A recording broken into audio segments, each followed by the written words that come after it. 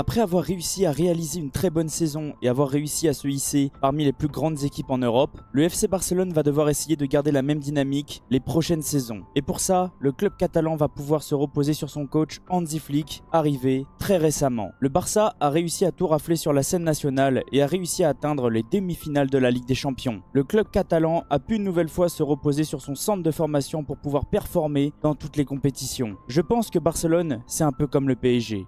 Il ne va pas falloir tout chambouler et garder une certaine stabilité dans l'effectif d'Hansi Flick. Il va juste falloir faire partir quelques joueurs pour en faire venir d'autres et ainsi renforcer l'équipe Blaugrana. Après avoir prolongé son coach, je pense sincèrement que le Barça a envie de revenir parmi les plus grands et on va pouvoir voir comment pendant cette vidéo. Je sais que vous attendez cette vidéo mercato idéale pour le FC Barcelone avec impatience. Il y en a beaucoup qui me l'ont réclamé dans les commentaires, mais j'ai préféré prendre mon temps et j'ai préféré préparer cette vidéo le mieux possible. Parce que j'avais pas envie de faire un travail bâclé, j'avais envie que ça soit très réaliste, très cohérent. Parce que sincèrement, dans cet effectif-là, il faut prendre en compte le centre de formation, les joueurs qui ont été prêtés, les joueurs qui vont peut-être repartir, les joueurs qui vont être aussi peut-être recrutés. C'est pas non plus un gros chantier, c'est un petit peu comme le Paris Saint-Germain, mais il faut quand même rester réaliste et cohérent parce que ça reste quand même un club, je dirais, en difficulté financièrement, même si ça va mieux depuis un petit moment. Salut à tous ces frérots, j'espère que vous allez bien et que tout se passe pour le mieux de votre côté. On se retrouve aujourd'hui pour une nouvelle vidéo. Je vais vous faire mon mercato idéal pour le FC Barcelone. Mais avant que la vidéo commence, merci à tous ceux qui vont liker, commenter, partager et s'abonner. C'est grâce à vous que j'en suis là. Je vais faire exactement pareil que ce que j'ai fait lors de mes précédentes vidéos, mon mercato idéal. Je vais vous expliquer un petit peu comment je vais procéder pour les nouveaux. Au début de la vidéo, on ira faire un point sur l'effectif du Barça tout simplement, voir un petit peu les contrats et les valeurs marchandes. Après, on ira faire un point sur la saison du FC Barcelone, voir un petit peu ce qui a été et ce qui n'a pas été. Et bien sûr, à la fin de la vidéo, le plus important et ce que vous attendez avec impatience, je vais vous présenter mon mercato idéal. Et à chaque fois que je vais vous montrer un joueur que j'ai envie de recruter pour le Barça, je vous le présenterai juste derrière. On est parti maintenant déjà pour faire le point sur l'effectif du FC Barcelone parce que sincèrement, il y a un petit travail quand même. Il y a un petit peu de travail dans cet effectif. On va déjà faire le point sur les contrats. Et comme on peut le voir, il y a des joueurs qui sont bientôt en fin de contrat. Chesney, sincèrement, je ne sais pas s'il va partir, mais pour moi, il faut quand même le conserver encore un petit peu. Ça reste un gardien qui a un petit peu d'expérience, même si selon moi, ça ne doit pas être le numéro 1 du FC Barcelone. La saison prochaine, Lewandowski, lui aussi c'est bientôt la fin, mais ça reste un joueur qui a un énorme salaire, donc je pense pas qu'il va partir. Très peu de clubs vont pouvoir s'y intéresser. Inigo Martinez, il va falloir prolonger quand même 1 an, voire 2 ans, même s'il a 34 ans. Il est ultra solide défensivement, il apporte énormément au Barça. Christensen, solide, pour moi il faut quand même garder encore un petit peu. Peña, pour moi il faut qu'il reste, mais je pense qu'il va partir après, même si j'ai cru entendre qu'il avait réclamé de partir. Frenkie de Jong, il faut bien sûr garder, j'ai cru voir quelques informations comme quoi il allait prolonger. Eric Garcia, je trouve que depuis qu'il est revenu de son prêt à Girona, c'est clairement mieux. C'est plus du tout le même joueur, il a l'air clairement plus à l'aise, il rapporte un petit peu son expérience. Pablo Torre, compliqué, je pense que soit il faut le vendre, soit il faut le prêter, mais il arrive en fin de contrat aussi. Hector Fort, pour moi il faut prolonger, il a montré des choses quand même intéressantes en fin de saison, c'était plutôt cohérent même si c'est pas non plus un titulaire. Marc Bernal, pour moi il faut quand même conserver, lui qui va revenir des ligaments croisés, il n'a pas du tout joué cette saison si je dis pas de bêtises. Ferran Torres, il faut absolument garder parce que je trouve que sous Hansi Flick, c'est pas du tout le même joueur et il est de plus en plus intéressant. Koundé, bien sûr, il faut garder. Ansu Fati va probablement, je crois que c'est acté, il va partir à Monaco. Alors je crois qu'il y a un prêt avec une option d'achat à 12 millions. Si je dis pas de bêtises, n'hésitez pas à me reprendre. Ter Stegen, ça va devenir très compliqué. Je dirais que c'est un petit peu une relation toxique entre le club et le joueur, même entre lui et les supporters. Les supporters ont envie qu'il parte. Lui n'a plus l'air totalement à l'aise. Donc moi, de mon côté, je le fais partir. Rafinha, bien sûr, faut garder. Et je crois qu'il a prolongé. Je sais même pas si Transfer Market est à jour. Baldé, bon, bien sûr, lui, on va pas en parler, faut garder. Casado, pareil. Gérard Martin, moi, de mon côté, je le prête. Je le vends pas, mais je le prête. Fermin, il faut conserver. J'ai vu beaucoup de personnes réclamer son départ, mais pour moi, il faut le garder. Alors oui, il y en a qui vont dire, on peut aller recruter meilleur ailleurs. Mais pour moi, non. Fermin, c'est vraiment l'avenir du Barça, l'avenir de la sélection espagnole. Donc moi, je le conserve. Pau Victor, moi, je le vends. En étant sincère avec vous, il y en a peut-être qui vont me tomber dessus. mais je pense qu'il faut le vendre. Il a pas trop de temps de jeu, il joue très peu à cause de Ferran et Lewandowski. Je pense que le Barça va vouloir se renforcer offensivement. Moi, je le vends de mon côté, je le prête même pas, je le vends. Pau Cubarsí, faut garder, faut même pas réfléchir. Dani Olmo, je le garde, ils viennent de le recruter, ça sert absolument à rien de le vendre. Gavi, on conserve. Pedri, bien sûr, on conserve. Alors ça, c'est tout à fait normal. Pedri, il faut garder le meilleur milieu actuellement. Oui, il y en a qui vont me dire, t'es parisien, pourquoi tu dis pas que c'est Vitinha? Moi, je l'ai toujours dit. Vitinha, Joao Neves, c'est très fort. Mais Pedri, il est clairement sur une autre planète. Araujo, moi, je m'en sépare. Parce que c'est un peu comme Ter Stegen, relation assez toxique. Ça devient très compliqué. Déjà depuis la saison dernière, avec son carton rouge contre le Paris Saint-Germain, c'était déjà le bazar. Mais alors là, avec son match face à l'Inter, c'est encore pire. Et bien sûr, le craquito, Lamine Yamal, il faut bien sûr le garder.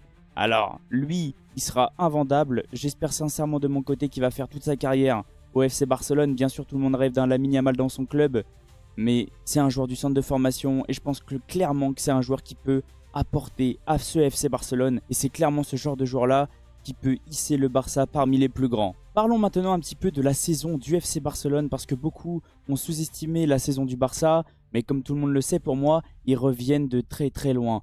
Même si oui, Xavi a quand même ramené un truc en plus au Barça, c'était quand même compliqué, que ça soit en championnat ou même en Ligue des Champions, ils se sont fait sortir contre le Paris Saint-Germain après une remontada. En Liga, ils arrivaient quand même à réussir à être deuxième, mais je trouvais ça quand même très moyen, très timide, ils arrivaient à s'imposer à chaque fois, mais c'était sur le plus petit des scores, 1-0, 2-1. Là, le Barça a clairement montré qu'ils étaient de retour, et ils ont clairement montré leur supériorité en Liga. Comme on peut le voir, le Barça en 38 journées, c'est 102 buts, 39 buts pris, une différence de plus 63, et ils ont quand même comptabilisé 88 points. Au niveau de la Ligue des Champions, ça reste quand même cohérent, même s'ils se sont fait sortir contre l'Inter de Milan. Beaucoup voulaient que le Barça arrive quand même à se hisser en finale de la Ligue des Champions. Ils ont quand même fait une double confrontation exceptionnelle. Ils ont été privés de leurs deux latéraux. Baldé, Koundé n'était pas là au match retour et on l'a ressenti, c'était compliqué défensivement.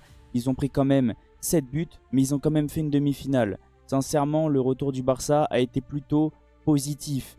Même au niveau de la phase de Ligue, ils ont quand même réussi à finir deuxième derrière Liverpool. Ça reste quand même ultra costaud. Et au niveau de la Copa del Rey, ils l'ont bien sûr remporté. Et sincèrement, ça reste quand même un parcours plutôt costaud. Ils ont battu 5-0 Valence à l'extérieur. Ils ont réussi à s'imposer contre l'Atlético de Madrid 5-4. Et ils ont bien sûr battu le Real Madrid en finale lors du Classico 3-2.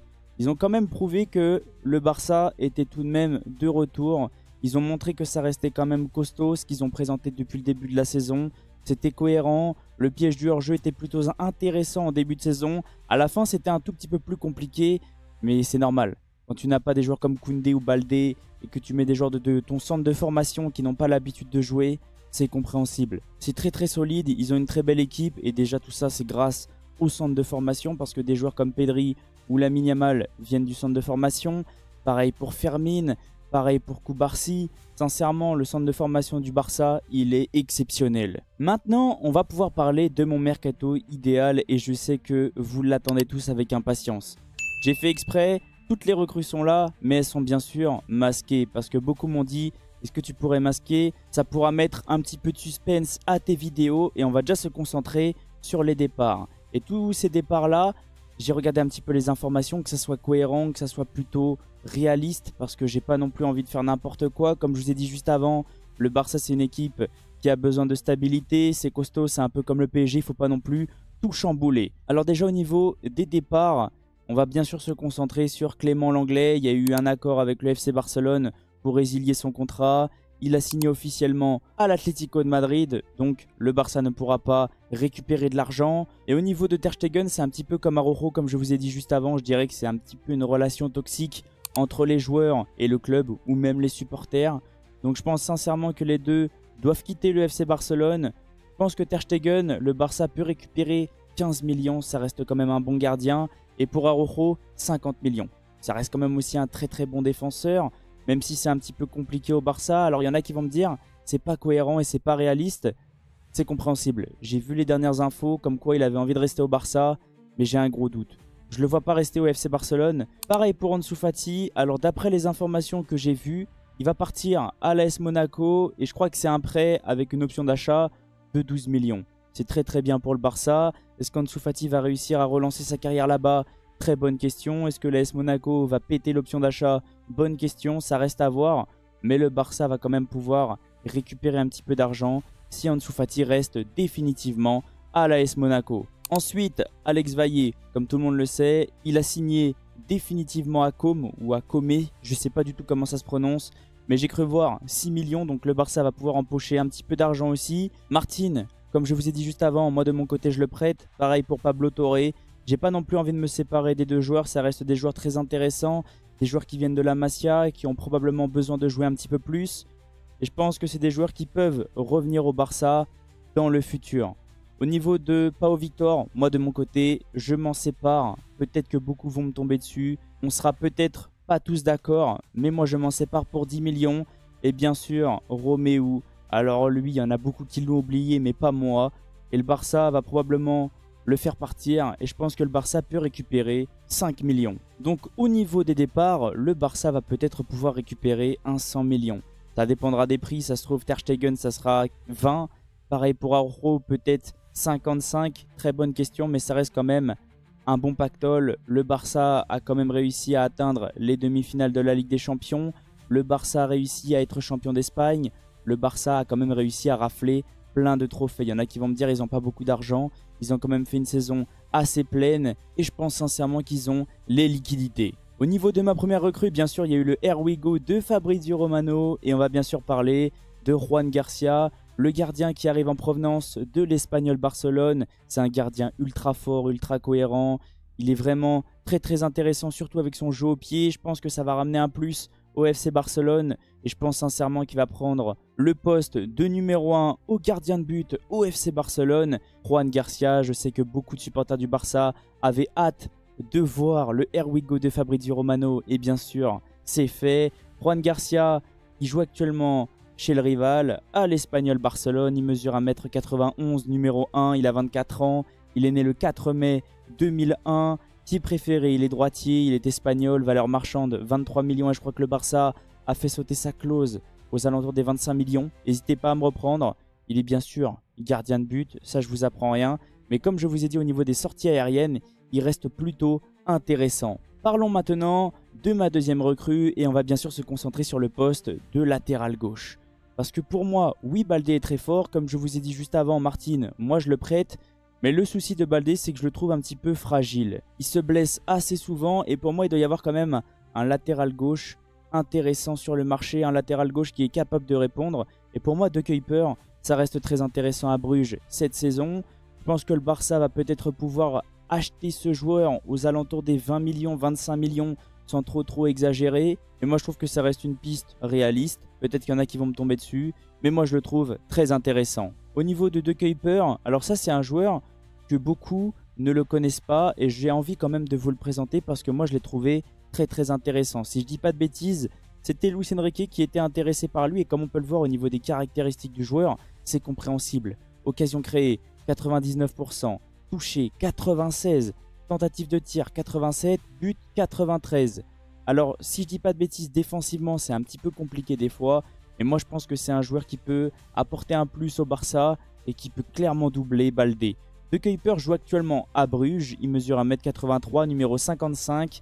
Il a 24 ans, il est né le 22 décembre 2000. Type préféré, il est gaucher, il est belge, valeur marchande 14 millions. C'est pour ça que j'ai dit que je pense que le Barça peut le recruter, pas non plus avec un énorme prix. Parlons maintenant de mes deux autres recrues. Et là, il y en a qui vont me dire, mais pourquoi il y a 4 joueurs qui sont alignés? Là, je dirais que j'hésite un petit peu entre deux joueurs à chaque poste.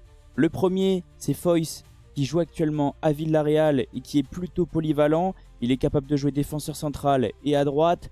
Il n'a pas non plus une grosse valeur marchande parce qu'il a eu les croisés avec Villarreal. Mais par contre, cette saison, c'était plutôt cohérent et c'était clairement solide. Je le mets dans mon mercato idéal parce que je le connais, je le suis énormément, je suis supporter de Villarreal et je pense sincèrement qu'il peut ramener un plus au FC Barcelone si je dis pas de bêtises. Dans le passé, le Barça a essayé de le signer et là je me dis pourquoi pas. La valeur marchande a un petit peu chuté, mais bien sûr, il y a un autre joueur. Il y a un joueur qui me fait hésiter et qui est ultra prometteur, c'est le joueur de Valence, Mosquera, Christian Mosquera. Lui aussi, je l'ai énormément suivi cette saison. Vu que je supporte Villarreal, je suis aussi un petit peu Valencia.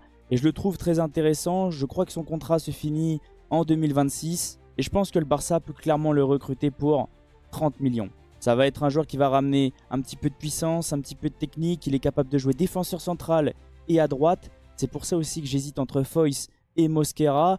Je pense que Mosquera va être un peu plus cher, mais son contrat se finit en 2026 alors que Foyth, je crois que c'est en 2028. Je pense sincèrement que Mosquera peut clairement remplacer Araujo. Au niveau de Foyth, il joue actuellement à Villarreal. Oui, c'est un joueur qui joue dans mon club, mais comme on peut le voir aussi au niveau des caractéristiques du joueur, c'est un joueur plutôt intéressant, très fort offensivement. Il est capable de jouer DC et DD, donc oui, il est polyvalent. Il mesure 1m79, numéro 8. Il est plutôt jeune encore, 27 ans.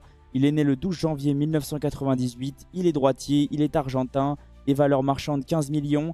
Elle a un petit peu chuté parce qu'il a eu les croisés il n'y a pas très longtemps. Mais je pense qu'il peut ramener un plus au FC Barcelone. Et bien sûr maintenant on va parler de l'autre défenseur central. Celui qui me fait énormément hésiter. Christian Mosquera. Il est à peu près pareil que Foyth. Il est capable de jouer DC et DD. C'est un peu compliqué au niveau des caractéristiques du joueur. Mais c'est compréhensible. Il vient de se faire connaître. Christian Mosquera joue actuellement à Valence. Il mesure 1m91. Maillot numéro 3. Il a 20 ans. Ouais, il est très jeune. Il est né le 27 juin 2004. Pied préféré, il est droitier. Il est espagnol. Et valeur marchande, 25 millions. Mais si je dis pas de bêtises, je crois que son contrat se finit en 2026. Donc je pense que le Barça va pouvoir essayer de gratter aux alentours des 30 millions. Et au niveau des deux autres joueurs, là on va parler un petit peu offensivement. Et on va bien sûr se concentrer sur Luis Diaz. J'ai vu des informations qui circulaient depuis quelques jours. Alors oui, c'est ultra cher. Mais d'après les informations, le Barça veut absolument recruter Luis Diaz. Bien sûr, c'est cher, mais si le Barça a absolument envie qu'il vienne, on ne pourra rien y faire. Et si le Barça a les liquidités, ils le feront. Donc Luis Diaz, je pense que ça va être aux alentours des 70-75 millions. Et moi, j'hésite aussi fortement avec Marcus Rashford. Mais d'après aussi les dernières informations, le Barça n'est pas non plus totalement intéressé à cause de son hygiène, à cause de son physique actuel. C'est pas un joueur qui est actuellement à son prime. Mais bon, si le Barça peut essayer de recruter Rashford, je pense clairement que ça peut ramener un plus. Ça va pouvoir aussi reposer des joueurs comme Rafinha et Lamine Yamal qui n'ont pas réellement de doublure. Et je pense sincèrement que le Barça peut essayer de recruter Rashford aux alentours des 30-35 millions. Tout le monde le connaît, je pense que je ne vais rien apprendre à personne, mais je préfère quand même vous le présenter. Il joue actuellement à Liverpool, il mesure 1m80, numéro 7. Il a 28 ans, il est né le 13 janvier 1997. Petit préféré, il est droitier, il est colombien. Valeur marchande 87 millions. Je pense que le Barça peut réussir à le recruter aux alentours des 70-75. Peut-être que j'exagère. Et comme on peut le voir, il est plutôt polyvalent et il est très bon devant le but. Il est capable de jouer en tant que numéro 9 et ça c'est une très bonne nouvelle pour le FC Barcelone parce que je trouve qu'il manque de joueurs en numéro 9. Oui, Lewandowski est très bon mais il commence à prendre de l'âge. Ferran Torres, je ne sais pas si le Barça va pouvoir compter sur lui toute la saison. Je vais vous présenter l'autre joueur qui me fait énormément hésiter et bien sûr c'est Marcus Rashford. Il joue actuellement à Aston Villa mais il est en prêt. Je crois que c'est un joueur toujours de Manchester United. Comme on peut le voir, il est ultra polyvalent, il est capable de jouer attaquant gauche, attaquant droit, numéro 10 et numéro 9. C'est un joueur plutôt cohérent, même s'il est un petit peu en déclin depuis 1 ou 2 ans, si je dis pas trop de bêtises. Il mesure 1m85, numéro 9. Il a 27 ans, il est encore plutôt jeune. Il est à peu près dans les mêmes années que Kylian Mbappé. Il est né le 31 octobre 1997. Désolé d'avoir bégayé.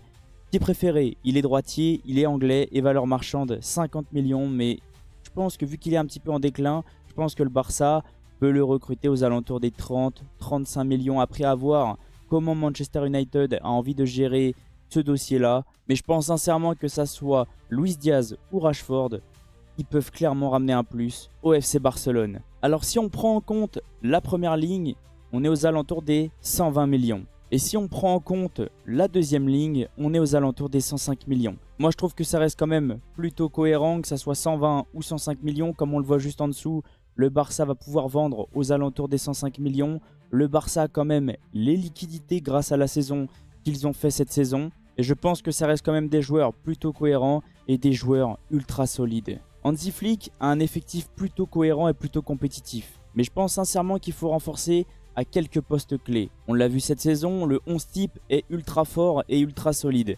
Mais à chaque fois qu'il y a une ou deux blessures, c'est un petit peu plus compliqué. On l'a vu contre l'Inter de Milan, Baldé et Koundé étaient blessés et c'était beaucoup plus compliqué défensivement. Maintenant, on va pouvoir voir mes recrues, qu'est-ce que ça donne avec le système de Hansi Flick. Par contre, ne faites pas attention, là ça pourrait être soit Luis Diaz, soit Rashford et pareil défensivement, c'est soit Foyth, soit Mosquera. Moi je pense sincèrement que De Kuyper peut clairement doubler Baldé et je l'ai vu cette saison avec Bruges, il a été capable de jouer à gauche et à droite. Donc ça reste un joueur plutôt polyvalent et bien sûr dans les buts, je pense sincèrement que ça sera Juan Garcia. C'est un Espagnol, le Barça a eu totalement raison de le recruter, ça va ramener un plus. Il est jeune, il va pouvoir progresser sous Hansi Flick, il est très très bon au pied et même sur sa ligne. Donc moi je trouve que c'est très bien, le Barça joue avec beaucoup d'Espagnols. Le Barça a déjà une équipe ultra stable et ultra intéressante, ça joue très très bien. Il va juste falloir un petit peu de temps à Hansi Flick pour mettre sa tactique en place. En tout cas, n'hésitez pas à me dire qu'est-ce que vous avez ressenti de la vidéo. Je viendrai vous répondre avec grand plaisir. Merci à tous ceux qui sont restés du début jusqu'à la fin. N'hésitez pas à me donner vos mercatos dans les commentaires. Je viendrai vous répondre aussi avec grand plaisir. Et on va se laisser sur ça. Passez une excellente journée ou une excellente soirée en fonction de quand vous allez regarder la vidéo. Et on se retrouve très vite. Ciao les potes!